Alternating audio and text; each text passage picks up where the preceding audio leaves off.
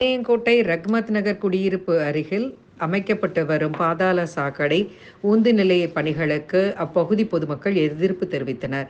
நெல்லை மாநகராட்சி 5வது வார்டு பாளையங்கோட்டை ரஹ்மத் நகர் பகுதியில் பாதாள சாக்கடை உந்து நிலையம் அமைக்க பொதுமக்கள் தொடர்ந்து எதிர்ப்பு தெரிவித்து வருகின்றனர்.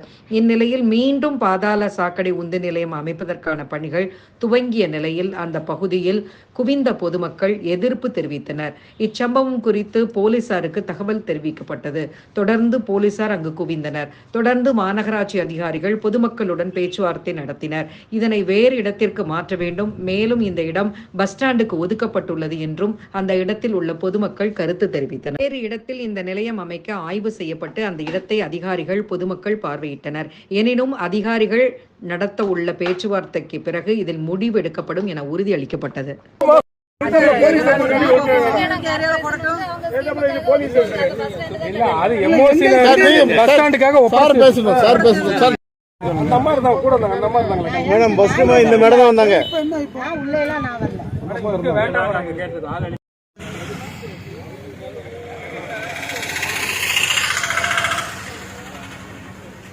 Approved layout. இந்த லேஅவுட்டில் இந்த இடம் வந்து போலீஸ் ஸ்டேஷனுக்காக ஒதுக்கியிருக்காங்க. போலீஸ் ஸ்டேஷனு பஸ் ஸ்டாண்டுக்காக ஒதுக்கியிருக்காங்க. 90 சென்ட் இடம். இந்த இடத்த கார்பரேஷனில் வந்து ஒரு கம்பெனிக்கு கொடுத்துருக்காங்க. அவங்க இந்த நிலத்தை ஆக்கிரமிப்பு பண்ணி இதில் வந்து சாக்கடை லிஃப்டிங் டேங்கு வைக்கிறாங்க. கடந்த கமிஷனர்கிட்ட போய் தாக்கரே சுமந்திர போய் நாங்கள் கோரிக்கை மனு கொடுத்தோம். கமிஷனர் இந்த இடத்த நேரில் பார்வையிட்டாங்க. MLA Abdul Wahab, Palayamkottai chairman Francis, அப்புறம் எல்லாரும் பார்வையிட்டு ராபர்ட் ப்ரூஸ் எம்பி எல்லாரும் பார்வையிட்டு இந்த இடம் வந்து அன்ஃபிட்னு சொல்லி நம்ம கமிஷனர் முடிவு பண்ணிட்டாங்க, பழைய கமிஷனர். அதுக்கப்புறம் புதிய கமிஷனர் வந்திருக்காங்க. இந்த கமிஷனர் தான் அங்கே கார்பரேஷன் உள்ள அதிகாரிகள் வந்து தவறான தகவல் கொடுத்து மேலும் இப்போ வந்து எல்லாம் மக்கள் ஆஃப் ஆகிட்டாங்க, நம்ம திருப்பி இப்போ இதை போடலான்னு சொல்லி இந்த இடத்துல கொண்டு போடுறாங்க. இதனால் வந்து சாக்கடை வந்து 24 ஹவர்ஸுங்க சாக்கடை வந்துக்கிட்டும் போய்கிட்டுமே இருக்கும். அப்புறம் வந்து அதோட தண்ணி மட்டும் தான் தூக்கும், சக்க பூரா இங்கே கிடக்கும். 40 அடி எங்களோட குடிநீர் பூரா பாதிக்கும். எங்களுக்கு இதனால் பெரிய பாதிப்பு ஏற்படும், எங்களுக்கு உயிரிழப்பு ஏற்படும். எங்கள் மக்கள் எல்லாம் பயப்படுவாங்க, பெண்கள்லாம் பயப்படுவாங்க. அதனால் நாங்கள் இதை ஒரு நாளும் அனுமதிக்க மாட்டோம். இந்த பாதாள சாக்கடை வர்றதுக்கு அனுமதிக்க மாட்டோம்.